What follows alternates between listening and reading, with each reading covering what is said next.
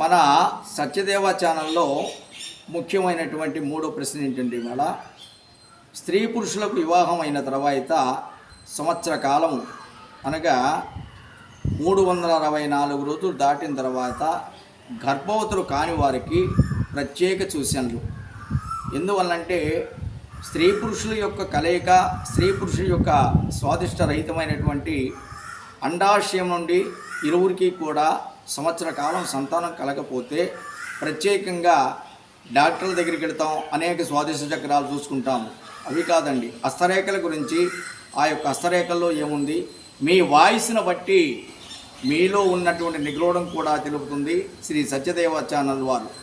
అందువలన ప్రతి ఒక్కరూ సంవత్సర కాలం దాటిన తర్వాత స్త్రీ పురుషులు ఇద్దరూ కూడా ఏమండి మాకు సంతానం కలగదు, ఒక్కోసారికి కొంతమందికి 3 సంవత్సరాలు, కొంతమందికి 4 సంవత్సరాలు, కొంతమందికి 5 సంవత్సరాలు, ఇలా